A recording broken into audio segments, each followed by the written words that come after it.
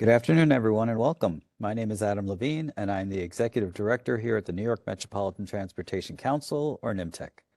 As the Downstate Region's Metropolitan Planning Organization, NYMTC provides a collaborative planning forum to address transportation-related issues and develop regional plans through our members' shared vision for the transportation network that connects New York City, Long Island, and the Lower Hudson Valley. Thank you all for participating in today's Brown Bag webinar. Please note that this webinar is eligible for one certification maintenance credit from the American Planning Association. You will find more information about this in the chat. Today, we will hear from our own NYMTC staff, Senior Transportation Analyst German Hernandez and Transportation Analyst Maniza Pratilla.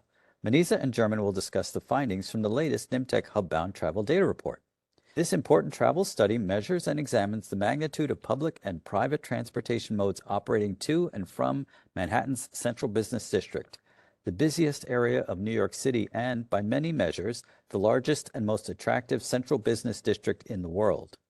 There will be an opportunity for questions following the presentation, so please type your questions into the WebEx chat box and we will address them during the question and answer portion towards the end of today's presentation. I also ask that you let us know via the chat who you are and where you're joining us from. This helps us learn more about our audience and plan future sessions. Before I turn the microphone over to German, I'll just add a brief note to please stay tuned for our upcoming Brown Bag webinars on topics that span the downstate New York metro area and beyond. We will be publicizing them in the coming weeks, so come on back. Meanwhile, thank you again for joining us today, and I will now turn it over to German. Thank you, Adam. Good afternoon, and thank you all for joining us. As Adam said, I'm Jim Hernandez, and I'm joined here with Maniza Pratilla. Maniza, if you would mind sharing the presentation.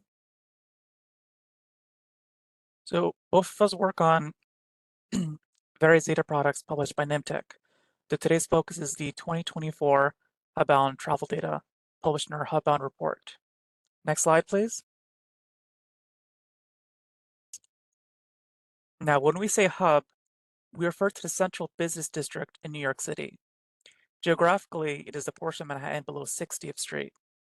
This is the dense urban center of the New York metropolitan region and draws in travelers from the surrounding New York City boroughs, Upper Manhattan, New Jersey, and beyond. The Hubbound travel dataset looks at travel into and out of this hub during a 24-hour period on a typical fall business day, usually a Wednesday in October. We choose Wednesday to reflect an average weekday, as telecommuting and weekend travel can make other days more atypical. And we pick a day in October to avoid shifts in travel that occur during the winter and summer months, and to ensure the data is comparable across years. This data set does not include specific origin destination data, but it does break down the travel by point of entry or exit, which are grouped into sectors reflecting the surrounding areas. In summary, the dataset includes hourly data collected during a 24-hour period, organized by travel mode and point of entry into and out of the Central Business District of New York City. Next slide, please.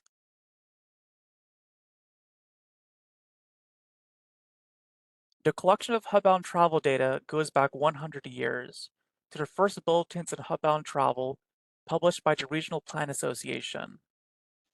These were originally published in 8-year intervals until 1956, when the time between publishing was shortened to 4 years due to an unexpected 10% decline in travel to the hub compared to 1948.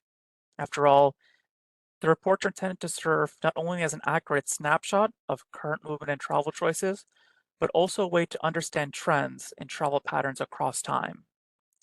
In 1971, the Tri-State Regional Planning Commission, which was the metropolitan planning organization for the tri-state region at the time, noted that the data collection they did for screen line checks for their transportation model involved collecting the same data that the RPA had been collecting.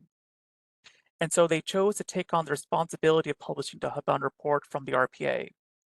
Some of the changes made by the Tri-State Regional Planning Commission included the addition of outbound travel counts, as previous reports focused only on vehicles entering the hub, as well as moving the report to an annual cycle and changing the count methodology for vehicles and passengers to address some accuracy concerns they had.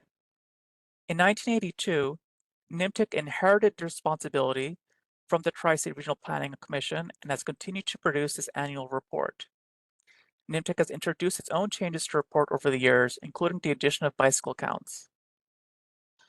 This long history of data collection and the slow expansion and evolution of the Hubbound report has made it an incredible resource for looking at how travel has changed in the region over the past 100 years. Next slide, please. NYMTC would like to thank the various agencies listed on this slide, without whose support the Hubbound report would not be possible. These agencies are the ones who provide us the vehicle and passenger information we use in the report. Next slide, please. Before any data can be collected, we first decide on the date for data collection. For the 2024 Hubbound report, the selected date was October 16, 2024. As there is no specific methodology for the count, some agencies use toll or turnstile data, some counts are based on model data, some passenger counts are estimated using weight-based technology installed on vehicles, some use cameras or automatic traffic recorders, and some rely on manual counters. Despite the selection of a specific date, some agencies average data from 2 weeks of collection, or in the case of a manual count, may need to collect the data over the course of a month, as they may not have sufficient staff to count passengers within every vehicle hourly over a single 24-hour period. Though for these cases, the guidance of using a typical fall weekday in October is still followed, and our partner agencies are always exploring options to leverage new technologies for more efficient and accurate counts. Based on the volume of data they collect, the methodology used for collecting the data, and any additional time needed for cleaning and quality assurance, some agencies are able to hand over their entry and exit counts faster than others. In some cases, they may even need to coordinate with multiple operators that perform separate counts. As we receive the data from our partner agencies, we enter the hourly counts into specialized Hubbound software, which consolidates the information into a database, which we can then use to export the passenger vehicle counts in a format suitable for drafting the many tables that we need for this report. These draft tables are shared for partner agencies to ensure they properly reflect the observed counts, and that our tables are finalized, reports put together with graphs that highlight notable trends, and a narrative based on our analysis of the data. Next slide, please. The Hubbound Travel Data Report for 2024 was published in February of this year, 2026, and it can be freely viewed and downloaded from the NYMTC website, along with Excel workbooks of all the tables in the report. We'll be sharing a link to the report at the end of the presentation. Now I will hand things over to Meniza, who will speak more on trends and highlights from the 2024 Hubbound travel data. Thank you, German. In this presentation, as we look at the 2024 Hubbound data, we will delve into the following topics: overall entries and exits of persons traveling to and from the hub, modes and sectors to discuss transportation modes used by travelers as well as sectors of travel, peak travel and accumulation trends when most of the daily crowding takes place, and finally, 100 years of hub travel, where we will look at some of the changes in travel over the 100 years of this report. We begin by looking at the total number of people entering and exiting the hub. We see that both entries and exits exceeded 3 million people throughout the survey date. However, entries are slightly larger than exits, with about 54,000 more people entering the hub. In total, about 6.3 million people had movement to and from the hub. Let's see how this compares with the previous year.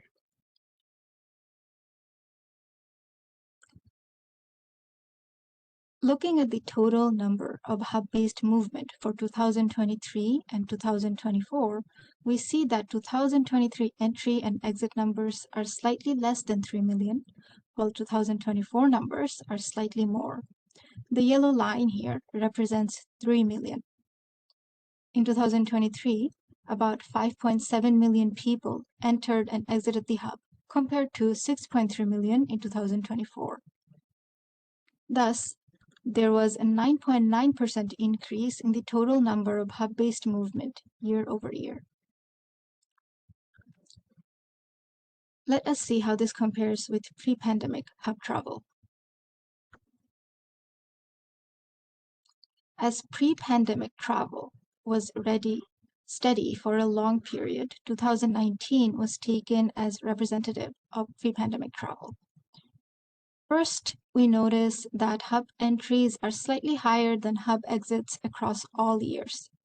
Second, we see that 2019 entry and exit numbers were about 3.9 million and 3.8 million respectively.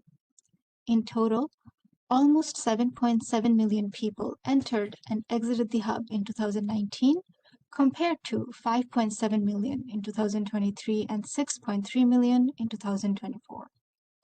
Thus, there were 25% fewer hub travelers in 2023 and 17% fewer travelers in 2024 compared to pre-pandemic levels. With this comparison in mind, let us now drill down more closely on 2024 travel. Here we see how public transportation travel and private motor vehicle travel compare with the total hub travel. Among the 6.3 million people who entered and exited the hub, 4.6 million used public transportation. This is 73% of total entries and exits. In comparison, the 2023 share of public transportation users was 70% and 2019 share was 75%. Hence, share of public transportation use was higher in 2024 than 2023, but not as high as in 2019.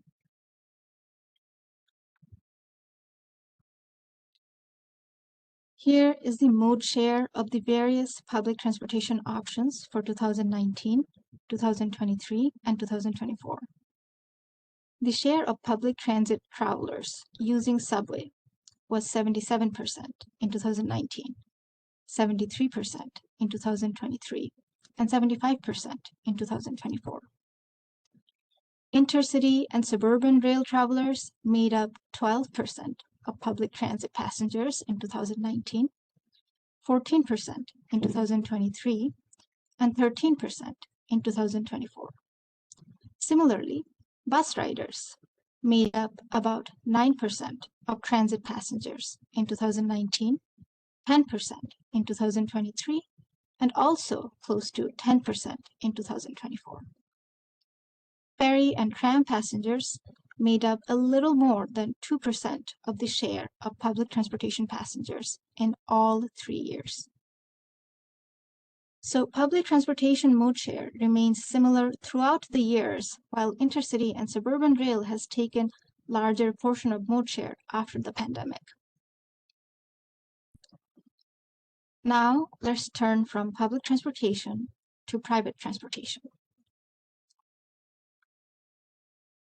Again, comparing public and private transportation to the total hub travel, we see that among the 6.3 million people who entered and exited the hub, 1.6 million used private motor vehicles. In our report, private motor vehicles are autos, vans, cars, trucks, and taxis. This is 25% of total entries and exits. In comparison, the 2023 share of private motor vehicle users was 28% in 2019, and 2019 share, the 2023 share of private motor vehicle users was 28%, and 2019 share was 24%. So 2024 share of private motor vehicle use decreased compared to 2023, but not to the levels of 2019.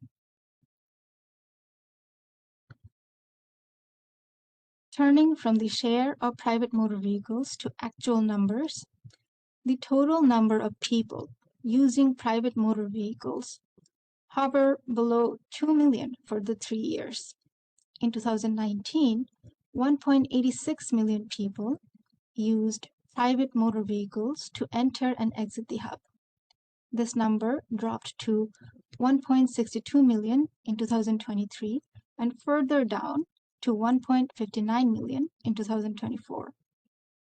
This decline represents negative 1.9% change compared to 2023 and negative 14% change compared to 2019. Thus, total private motor vehicle ridership declined more in 2024. Now we will turn to the other private vehicle mode, bicycle. Again, let's recall our comparison of public and private transportation to the total hub travel. 73% of hub-based travelers used public transportation. 25% of hub-based travelers used private motor vehicles. The remaining 2%, which constitutes more than 98,000 people, used bicycle. Let's go on to look at how volume of bike travel has changed over the years. Here, we see bicycle travel volumes for each year from 2019 to 2024. From 2019 to 2020, while all other modes experienced decline, bike volumes inclined. In 2021, however, as other modes saw increasing travel, bike volumes saw a decrease. It reversed course in 2022 and continued to increase in 2023 and 2024. The year-over-year increase in 2024 was 18%. Meanwhile, the 2024 increase over 2019 was a whopping 50%. It's notable that even as bicycle volume declined in 2021, it never fell below the 2019 level. Now, let us put all these modes together for a high-level snapshot. Here, we can compare all the public and private transportation modes together at a glance. On the left is the total number of hub-based travelers for 2019, 2023, and 2024. As we can see, for most modes, there are more travelers in 2024 than 2023, but less than 2019. The exceptions are private motor vehicle, which experienced a greater decline in 2024, and bike, which surpassed 2019 levels. On the right is the mode share for 2024 travelers only. We see that the majority of travelers used the subway, followed by private motor vehicles and suburban rail.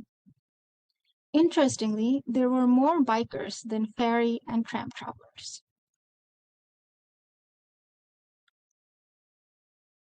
Now that we have seen the mode share, we will turn to examine the sector share.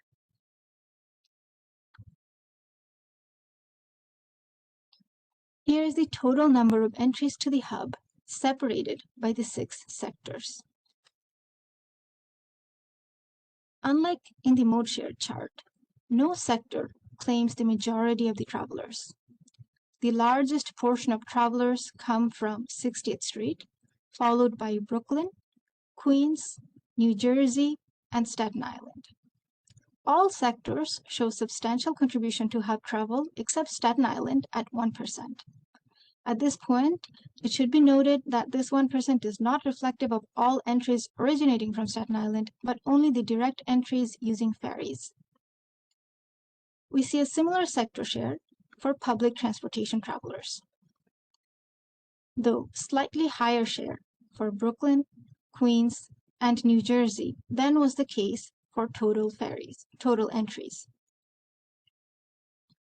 Moving on to private motor vehicles,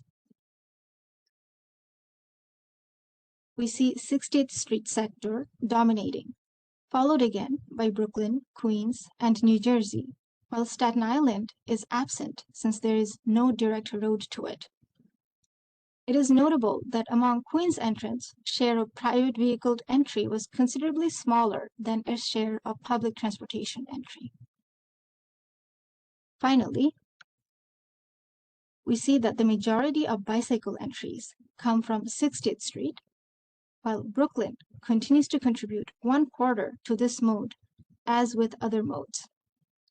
Queens sector contributes a further diminishing share to bike entries than motor vehicle entries, while Staten Island holds steady at 1% with the bikes carried by the ferry.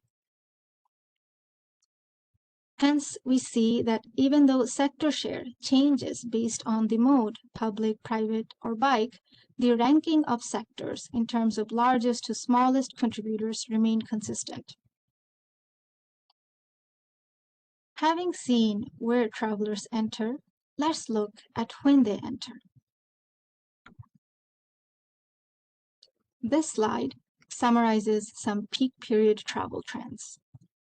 The morning peak period, when people enter the hub in the largest concentration, is from 7 a.m. to 9 a.m. And the evening peak, when people leave the hub in the largest concentration, is from 4 p.m. to 6 p.m. The chart on the left shows that compared to 2019, the 2023 a.m. peak travel was 35% lower, while it was 26% lower in 2024. Similarly, the p.m. peak travel was 28% lower in 2023 and 20% lower in 2024. Meanwhile, shifting to the graph on the right, we see that reverse travel, meaning travel away from the hub during the morning peak and to the hub during the evening peak, was 22% lower in 2023 and 16% lower in 2024. Thus, reverse travel during the peak period decreased to a smaller degree compared to peak period travel.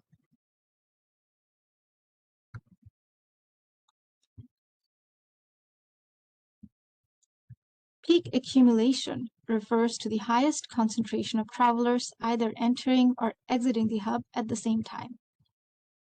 For total persons and public transit users, the peak accumulation happens at 2 p.m., while for private motor vehicle users, peak accumulation occurs at 1 p.m.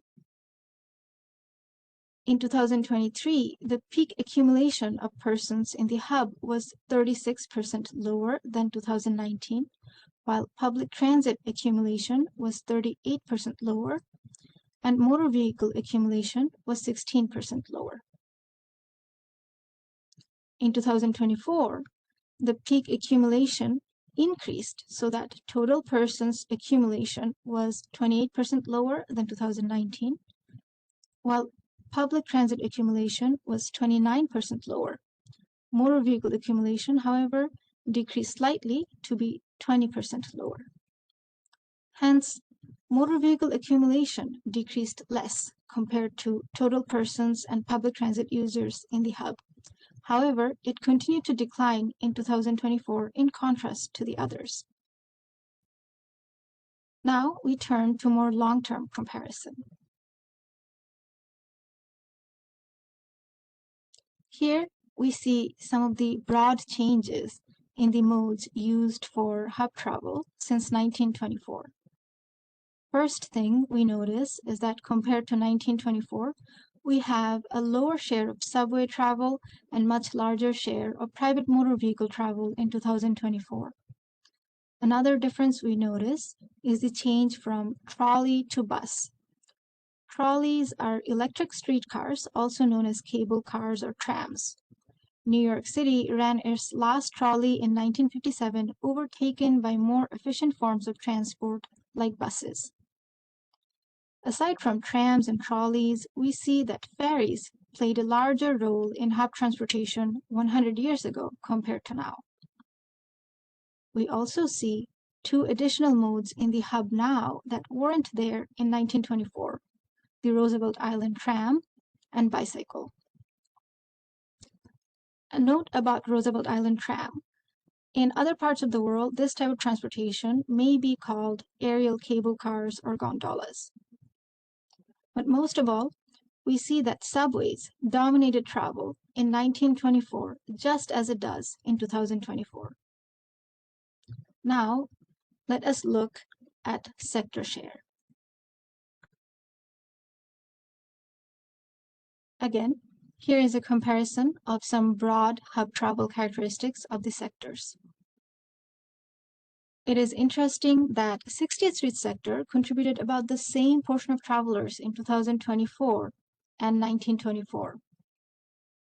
Similarly, with New Jersey and Staten Island, where the sector contributions are not too different. However, there were large shifts in Brooklyn and Queens. Queens travelers increased from 10% in 1924 to more than double that in 2024. Having seen changes in share of travelers, let's look at how the volumes have changed.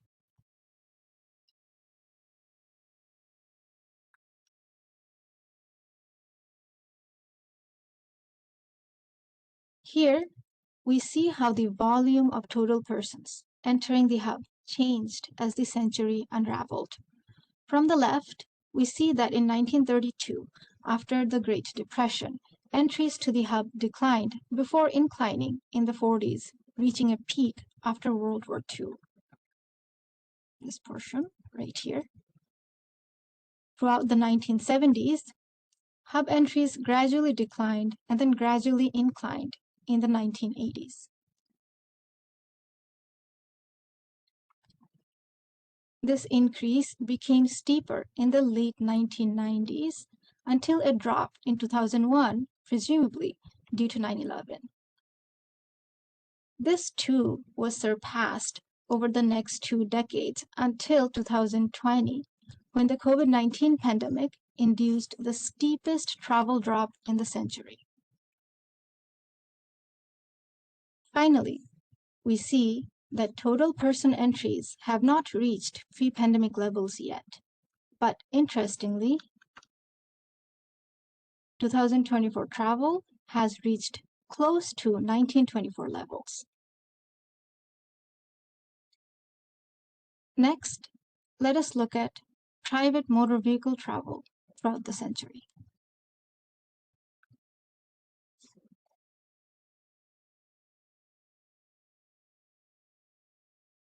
Here, we see how the volume of total private motor vehicles entering the hub changed as the century unraveled.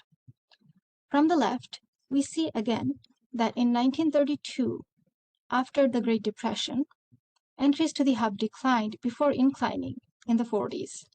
However, unlike in the person entries graph, private motor vehicle travel grew through the 1960s.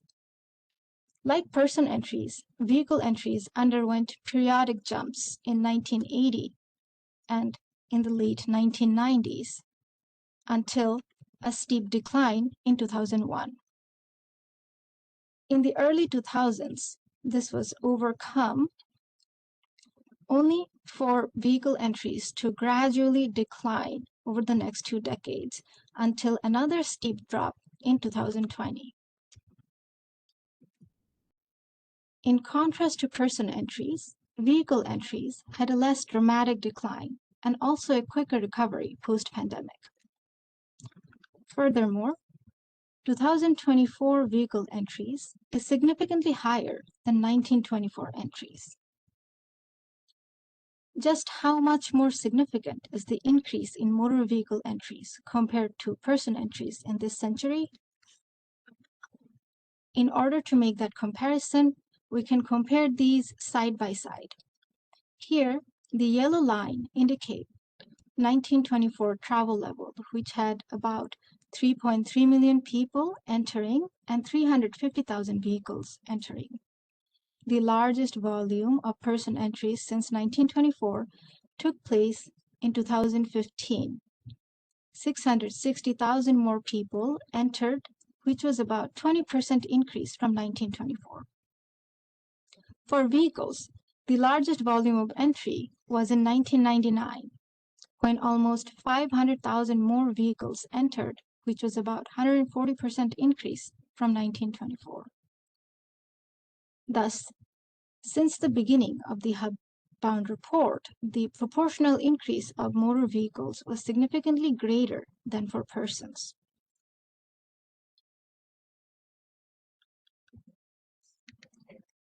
This concludes our exploration for today. You can explore more of the data through our website and through our Transportation Information Gateway, or TIG, which can be accessed at www.nimtech.org and by tig.nimtech.org, where the data can be visualized in graph, table, and map formats. Before we leave, I would like to encourage you to go check out the recent SNL sketch on aerial tramway, and I hope you'd enjoy that as well. I will now stop sharing.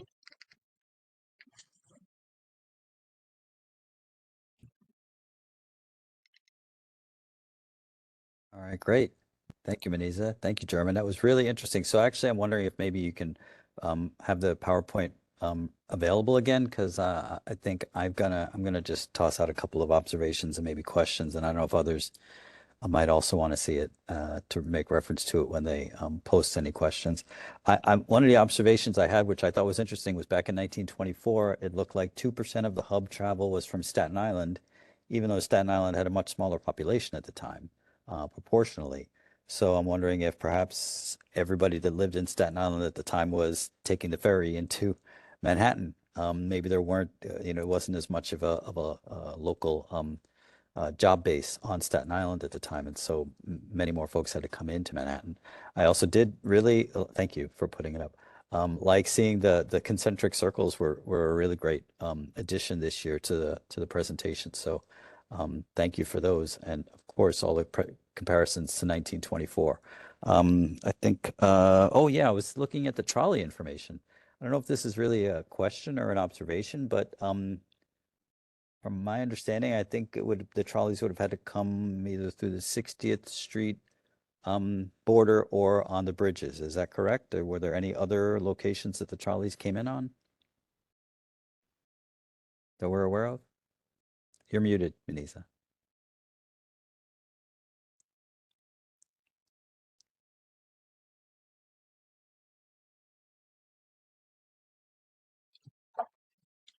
So I think there were many locations where the trolleys ran, and then they were gradually phased out. So I don't know exactly which locations they were in, but they existed throughout the late 1800s and early 1900s, I believe. Yeah, someone in the comments put down, Edward, thank you, about the Brooklyn Bridge carrying trolleys until 1950, which is kind of what I vaguely recalled, was that, yeah, the bridges did, at least the Brooklyn Bridge, and maybe others carried trolleys. So that's really cool information. So thank you for that. And the share of ferries went down, which, I also thought was pretty interesting. I don't know if I had any others. One of those other points you made was really good. The climb in the use of motor vehicles, private motor vehicles, until 1999, and then a steady decrease.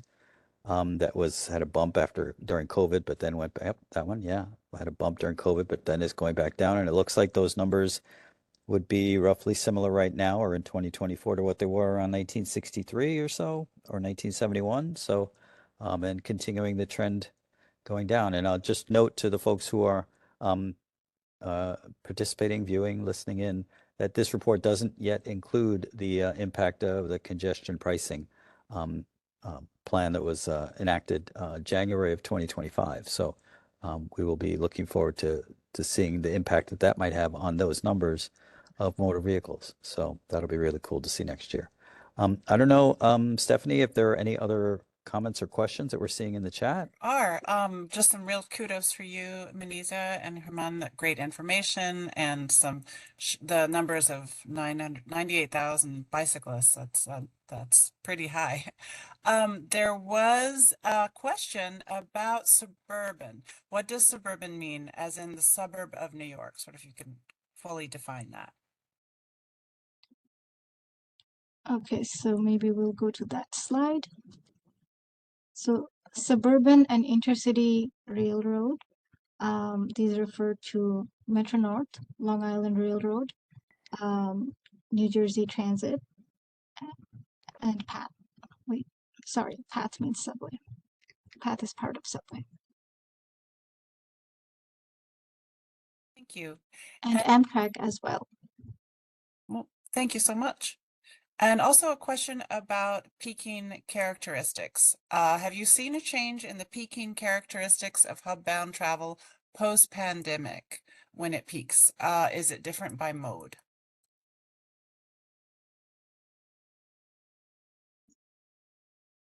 So are we talking about peak period or accumulation?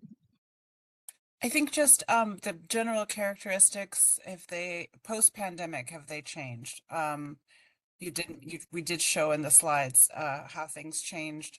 Bigger picture post-pandemic in terms of vehicle and people.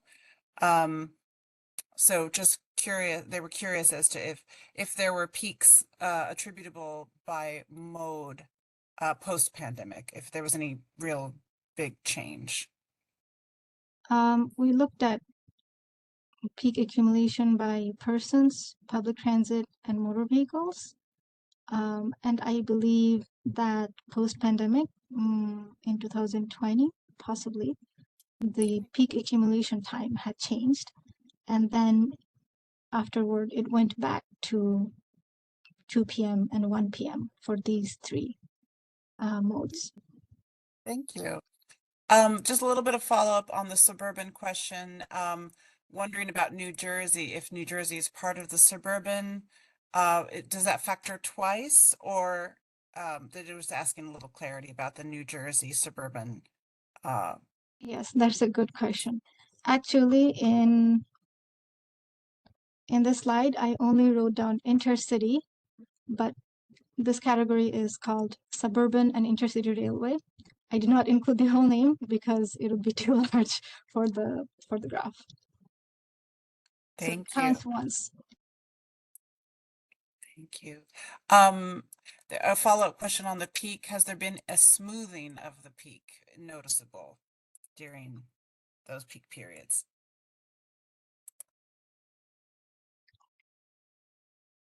What do you mean by smoothing of the peaks? Maybe Mr. Miller, you could put in the chat what you're referring to by smoothing, and I'll go on to the next question. There is a question about cyclists. Do we have any idea if the share of cyclists coming through the 60th Street sector, does that indicate cycling trips from Manhattan, or perhaps are people coming from the Bronx and the Bronx area? I know Queens was included, but are they coming from the Bronx, perhaps the Triborough Bridge, or are perhaps coming from the Henry Hudson? So this report does not track origin and destination travel, only cordon crossings. So as a result, we don't know where exactly they're coming from. They could be coming from Queens and then going through Upper Manhattan. Not sure how, could be, but all we know is that these are the areas from which they're crossing into the CBD. I Thank had a you. similar question when I was looking at this because I noticed that New Jersey was not represented, and I thought there might be some folks coming across the George Washington Bridge and cycling down, but we're really just looking at the 60th Street cordon line in order to gather the information, so we wouldn't know that. Yes, this is the same case with Staten Island, for example. It's not represented in the motor vehicle category. That doesn't mean that people are not taking motor vehicle via New Jersey or Brooklyn to come to Manhattan. Yeah. Thank you. Thanks for clarifying that. I was wondering, living in the Bronx myself, I was wondering that information. Another question about post-pandemic patterns. Do you have information on the post-pandemic pattern by workday due to the many people working some days in the office and other days at home? I don't know if we get that granular.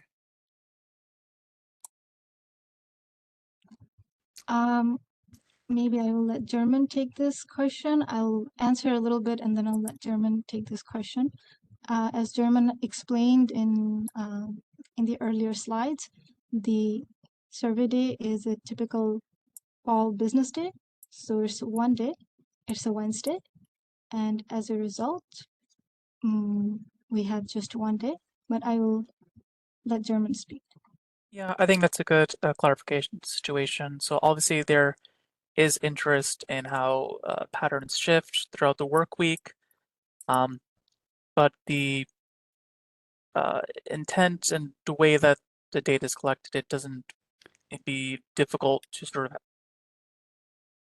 do a report of this scale for multiple days of the week. As we mentioned, even just a single day is a bit much for some of the agencies that collect the data, and they have to average data sort of across the month or across a few weeks to give us a single count. And if we had asked some of them to kind of get us a Monday and a Wednesday and a Friday, or even more granular than that, Tuesdays and Thursdays, it'd be a lot of work for some of the agency just due to scale of the collection. Because again, these are hourly counts. There are a lot of vehicles coming in. Some of the agencies do the counts manually and may not have sufficient staff kind of spread out across all the vehicles coming in for for example, the suburban rail that comes in. Some of those have manual counters on those trains, counting the people as they get into the central business district. So it's not very. I don't think we currently have any plans for doing a study of that scale for the hubbound. That might be an interesting idea for a separate study, but not for the hubbound report. Thank you, German. Another question about anything we can take from the share of private autos used to enter the hub in 2024 to inform how we compare the vehicle entries through 2025 as congestion pricing has been effect. Basically, are you going to take any lessons learned from 2024 to apply moving forward with congestion pricing?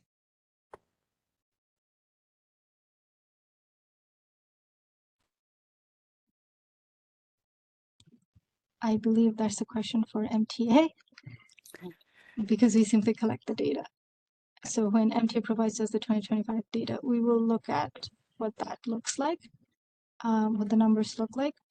We don't have a need to project into the future. And the good news is those numbers have already been gathered for the most part since October of 2025 has already passed. It's just that we won't be getting them from all of the agencies and we won't be able to share them with everybody until roughly this time next year. So we're also just as eager to get that information too, to see what the trends are looking like. And I would think also that we would be using that 2024 data to compare. That would be the comparison point from 2024 down to what has changed after 2025, since we have the 2024 data. Question on the last graph on the final slide showed travel during various times of the day. Was wondering whether this had changed from pre-pandemic levels. Is it this one? I think the graph on the last slide, I think this one.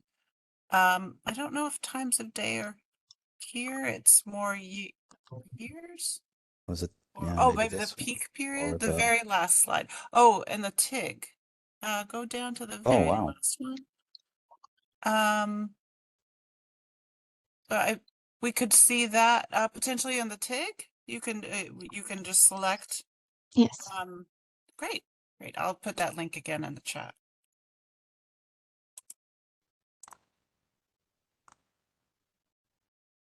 Okay.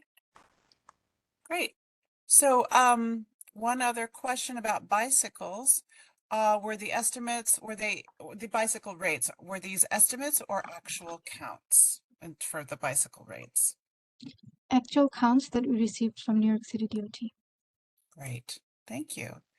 And then one other comment about potentially Wednesday being a Broadway matinee day, so that might have influenced trip generation. The good news there is that Wednesday, I believe, has typically been Broadway matinee day for at least 50 years. I'm not sure if it goes the whole century. So hopefully it's been consistent throughout the time that we've been measuring. Yeah, and I feel like for every day of the week, you can make a case of something going on in that.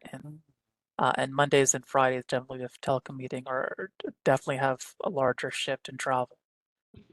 So I think even if there is no perfect weekday, I think Wednesday works pretty well for our purposes. Thank you. I believe that is all the questions I see in the chat or comments. I'm again putting the link to for those who would like to get certification maintenance credits for AICP. The link is in the chat. Oh, an additional comment about the smoothing of the peaks. Many places have reported that the peaks have flattened post-pandemic. This might be something that is worth investigating and reporting on in future hub-bound reports. Great. Thank you. Thank you, Keith. Yes, that is a good point, and I think it is also a bit visible in this slide where we see that the peak travel declined much more compared to the off-peak. Oh, this is reverse travel. Never mind. That's both. It's Both. peak and reverse. Yes. But I haven't presented a graph with the off-peak travel here, so I will not speak to that. But that is a very good point. Thank you. And if anyone is interested in previous hub-bound reports from other years, there's a NYMTC page with it house all of the hub-bound reports, and I'm just putting that link in the chat as well, so you can just review all the publications. It's very interesting to see throughout the years. I don't think we go back as far as 1924, but Manisa did. So she brought that amazing information for us.